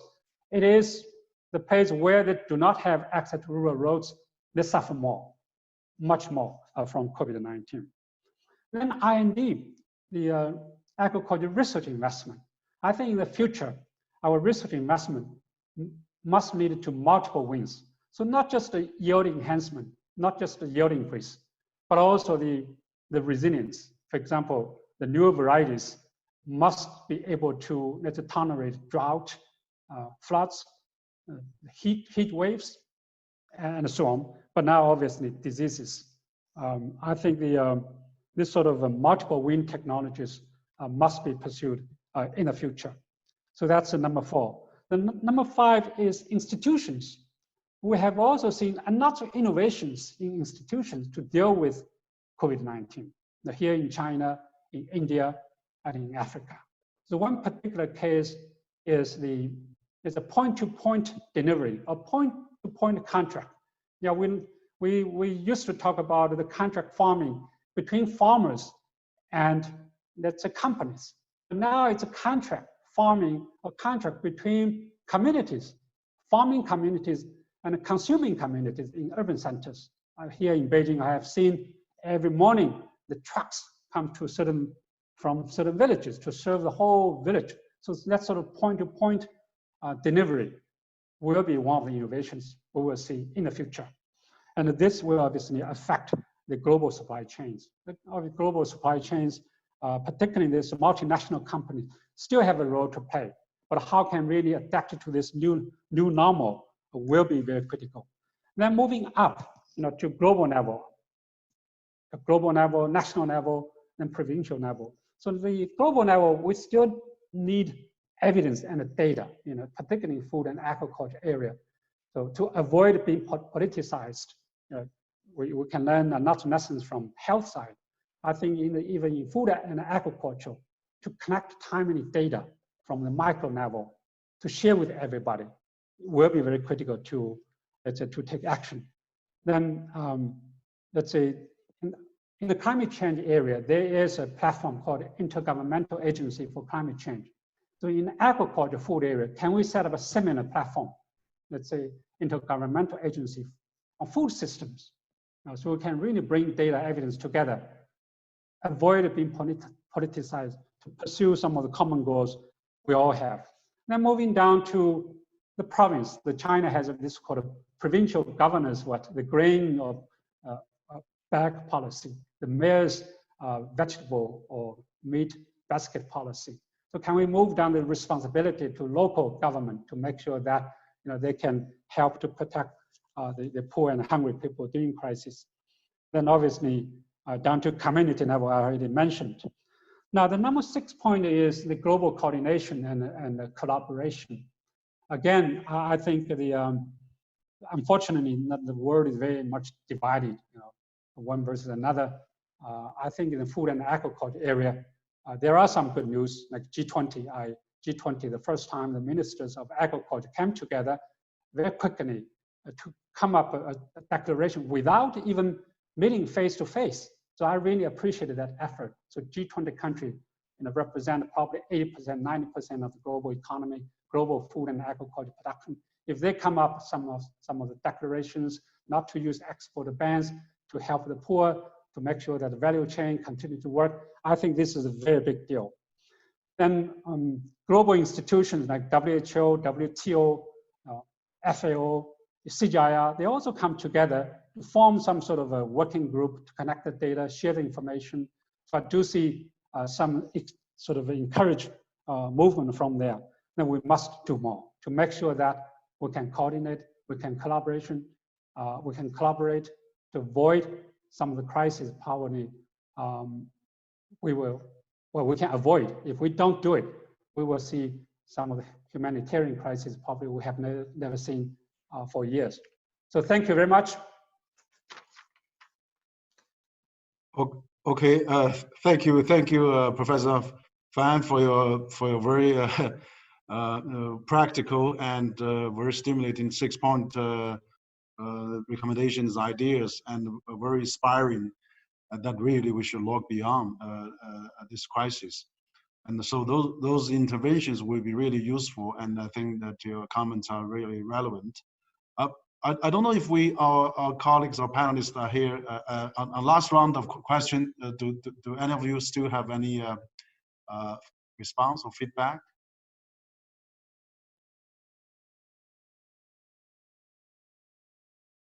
And I don't know if probably Professor Fan was not there. There were one question actually talked about on China from CNBC. So are there any possible changes to food consumption structure to China this year? If the food export to China is subject to some restrictions, like, for example, inadequate supplies from US, Australia, or Russian, or caused by any other natural disasters. So perhaps Professor Fan, you can answer this question. Sure, I'll be very happy to do that. I think on cereal grains, the staple foods in China, it's very much secured. I think 2019, China had a pretty good harvest. The stock is adequate, at least for 1 year's consumption. But in the meantime, the fruits and the vegetables suffered probably in February because of lockdowns. And so the meat production also were affected in February. But in March and April, we have seen recovery from that. So food prices had a spike in February, but after February, from March to April, basically the food price have come down. Now, there are some worries. One is obviously, yes, soybean import and meat import. During the first quarter of this year, China has already imported quite a bit of soybean and quite a bit of meat. Can that continue? Obviously, it depends on whether supply chains in US and Brazil will be affected. So far, the soybean has not been very much affected.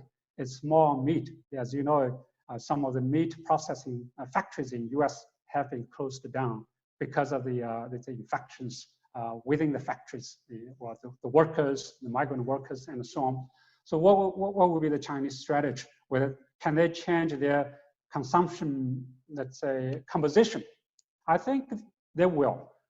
China experienced the African swine fever, for pigs.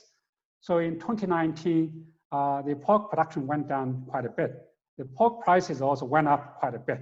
And the consumers adjust to that by reducing the pork consumption, by substitutes with chicken, with fish, with many others. So I do not see a big impact if, let's say, the Chinese begin to see a reduction of 10 or 20% or even 30% of meat imports from other countries. So they will be able to adapt. On the other hand, many other countries that are not affected by the COVID-19 can also provide I think the Southeast Asian countries, they are coming down very quickly. So they have dealt with the COVID-19 very successfully. So I think the import diversification will be also very critical, not just for any political reasons, but also for climate change, for any other shocks like pandemic diseases. So yes, consumers are willing to change.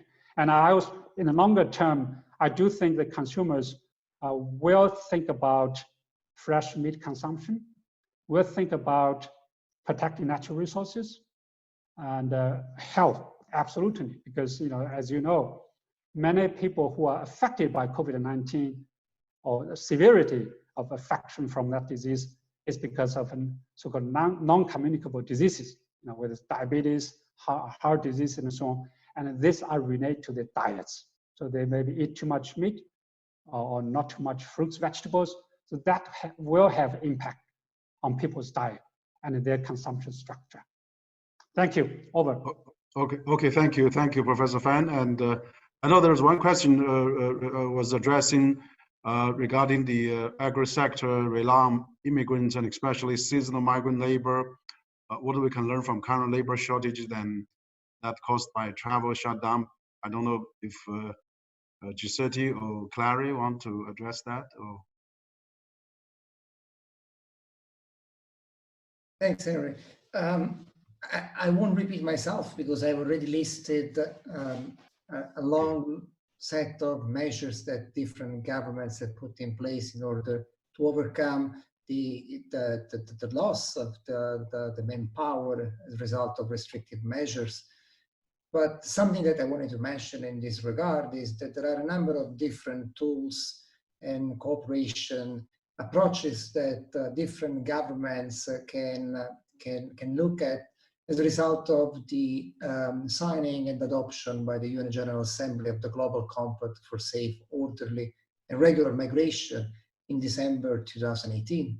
Under the Global Compact, one of the objectives is specifically about enhancing availability and flexibility of pathways for regular migration.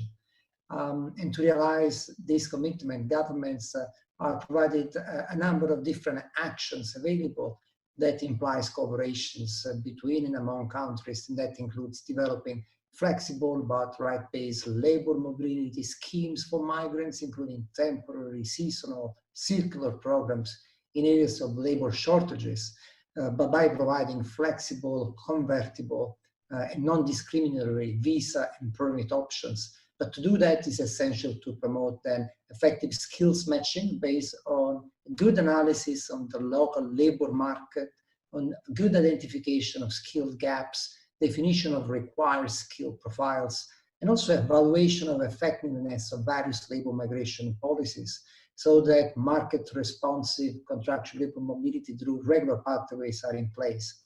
And this obviously it's very relevant in the context of COVID-19 and can be achieved through different levels of cooperation at bilateral level, inter-regional level, intra-regional level, and so forth. Mm-hmm. Okay, thank you. I think we probably quickly run out of time, and I would like to give the floor to my co-chair, Dr. Voss. Perhaps. Thanks, Dr. Wang. I've not seen myself further questions online, but did want to ask one or two follow-up questions, particularly to Carla Hillhurst and Matt Kovac regarding how the private sector is adjusting, and particularly this question, I think they said themselves that sort of the changes in consumer demand and the different shocks to the different segments of their markets, how they're adjusting to it, but particularly how the adjustments that may have to be longer term, whether they're expecting that indeed to be longer term shifts. And particularly, Carla talked about, for instance, more demand for some healthier foods. That probably applies mostly to higher income market, but would be interesting to see what is the thinking from a company perspective in terms to further stimulate that kind of shift in demand. And likewise, in terms of the needs to come to more sustainable production, both at the primary level of agriculture as within the food industry. So what's the thinking from private companies to shift sort of these immediate adjustments that need to be made onto longer term changes in their supply chains? Carla, maybe first? Yeah, I can go first. That's a massive question, by the way. So maybe first, you mentioned that at least your assumption is that the demand for more healthy food was mainly in the developed markets. That's not true. We're actually seeing it everywhere. And of course, the response will be different. because, you know, like for sure everyone in the call will realize food is very local, very culturally driven. So you have to translate that into a local response. And that's happening. Yeah. Also, when we look at, you know, the science, which is there, what are key vitamins and minerals that will help you for a more healthy immune system, for instance, you know, that's not, we don't have to reinvent that. It's about applying that in products, in an affordable way, in a tasty way, in something that fits into the culture of how people are using food. I think, and Mr. Fenn already mentioned that, it's very clear that people that have overweight, diabetes, so the non-communicable diseases, have a higher risk the moment they are infected by COVID. So also there you do see an increased awareness with consumers, and that's driving a demand. So how are we responding? Well, very simple. We are completely replanning our innovation pipeline right now. And that is happening in every country, and then we are aggregating that at global level. And with that, you get the consequence translation, what that means for the technology program underlying. I'm not so sure that I think there's a lot already in the pipeline. I think one other thing to call out, which is so far pretty much a developed market thing, is that we are seeing the demand for plant-based protein accelerating. Yeah, so products like meat alternatives, partly driven by the fact that the meat supply in the US is disrupted, but partly also because people are embracing that healthy trend. So we are seeing that accelerating. So that's very much from the consumer demand point of view. Maybe to go to the supply chain end. And I think, you know, the combination between resilience and sustainability, I think that will get closer to each other. Because in order to drive resilience also in the long term, you need to have sustainable supply chain. We will have to drive more biodiversity. We are too dependent on a limited number of crops for our consumption and for our production. So we will have to drive more biodiversity from a production point of view and more diversity in terms of our consumption point of view. It's those type of things we have to drive. We are now, as Unilever, and for sure our competitors are doing that as well, looking at, you know, all of our ingredients. You know, do we have only one manufacturing location? How many suppliers do we have? What are the feedstocks looking like? Because it's not only where are the ingredients being produced, but also what are the feedstocks and how vulnerable are you there? So that for sure is happening in the total industry. So there's a massive amount of work happening right now. Matt, maybe you would like to add something. Thanks, Carla. You answered that really well. Perhaps I'll add. For processed food companies, I think that the acceleration of reformulation will happen. That's been a journey for many of the big brands anyway. But I think that given the situation with COVID, where there has been a bit of an uplift in more longer shelf life products and things like that, there will be a renewed focus on reformulation, so reducing sugar, salt, fat in those type of products. There has been a massive uptick in fresh during and even quite sticky after COVID. It hasn't pulled back completely. So the only challenge with that, I mean, Shengan mentioned this, but the challenge a little bit in Southeast Asia is that we're still coming out of the crisis. There's quite a bit of price inflation on some of those perishables in certain markets. You know, you name it. So in Indonesia, it's shallots or garlic or turmeric, and in other markets, it's eggs or something else. So, but once that stabilizes a bit, then obviously those who more price sensitive will be able to continue to buy those things. I think the third one is actually on the plant-based movement for Asia. I think what you'll find is a lot more focus on developing plant-based foods for the Asian phenotype.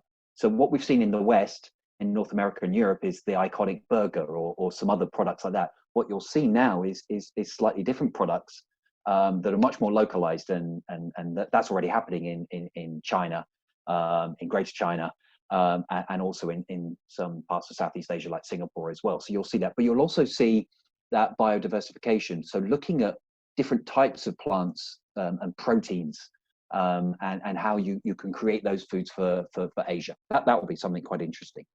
And then perhaps the last one is, and I know this isn't directly related to food, but it is a very strong piece on the sustainability story, is about plastics and packaging. And I only want to address this because we need plastics and packaging for our food products, but I want to make the point that given the fact that the impact that COVID has had on all markets in terms of lockdowns, it's had a massive impact on the Asian recycling sector. And that's kind of devastated many of these small businesses that are there to collect and sort this waste. And if you combine a massive reduction in oil prices, you might assume, and it could be, that we could see an increase in cheap virgin plastics coming into the market, as opposed to because of reducing competitiveness of recycled material. And then you combine that with recession, I'm afraid that's going to happen, right? And you look at the situation that, for manufacturers and consumers who may be more price sensitive, then it's possible they're less likely to use recycled plastic. That is a deep concern, okay? And this is it's a big issue for the food and beverage industry. We still need to try and understand the economics around it, but still continue on our track with many of the big brands, including Unilever, Nestle, Danone, you name them, who are on looking at how we reduce our footprint, particularly from plastics and packaging. So it's not just directly related to food, but in sustainability is a big piece there, but in particular plastics and packaging. And we must continue those efforts on reducing and recycling and looking at the circular economy. Okay, thank you, Mark and Clary. And we have only 5 minutes left, and I think we had a fascinating round of discussion, and I was told by our portal monitoring that from China and other social media, we have close to 1 million viewers, 950,000 plus several, so it's close to 1 million viewers and listeners. So, but now we have a few minutes left. I think I would maybe have 30 seconds of each of your final thought. Maybe what can we do to really come back to compromise? Multilateralism. Should we continue to really strengthen that?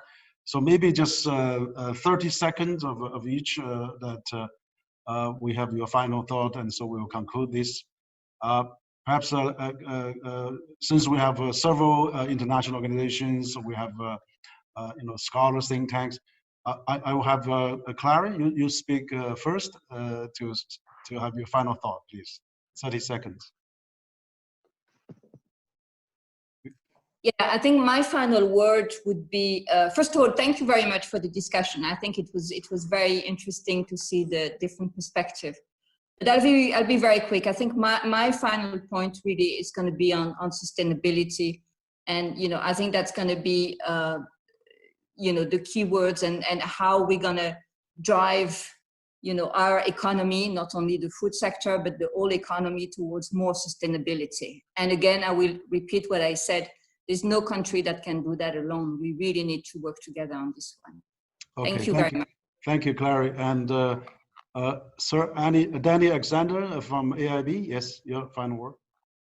Thank you very much. It's been a very interesting discussion about area of the consequences of the crisis, which will affect an awful lot of people around the world, especially in developing countries. And I think my conclusion is that these are not challenges that can be solved by any country alone, by any country putting itself first. They have to be the subject of international cooperation. Political will for international cooperation in some spheres is sadly lacking at the moment, albeit that a lot of multilateral organizations are working hard to maintain the motivation and the action in international cooperation. But perhaps the area of food and getting food to people who need it at the right time could be an area where international cooperation might be able to flourish more actively than others. And so this may be an area where cooperation could be deepened even at a time of crisis. Thank you. Okay, Mr. Crisetti, your final word. Thank you, Dr. Wang. My final message would be on inclusiveness. Make migrants part of any national COVID-19 response and recovery plans, including health and social protection, regardless of their migratory status. Healthy migrants, healthy society, healthy economy. Thank you for that. Thank you. Professor Fan, your final word too. Yeah, I think the disease has no border. We must work together to solve our common problem. So next year, September 2021, there will be a global food summit. So we must use this opportunity to rethink or reset our food system. What sort of food system we would like to have? I think many have already mentioned inclusiveness, sustainable, healthy, nutritious, and obviously to deal with the climate change. And this, just like everybody said, we cannot do it alone. We must work together. Thank you. Thank you, Professor Fan. And I would like to have Dr. Sweeney, your final word, please. Yes, thank you very much. I think this was an excellent panel. I mean, a lot of really great insights, I think. Much has been said already. I think the triangle of resilience, sustainability, and inclusiveness, I think that's really crucial going forward. And I was really pleasantly surprised, if you want, that several people had said that resilience and sustainability should not be a trade-off, but actually have to come together and have to be part of the solution for the future. And I agree with that. Thank you.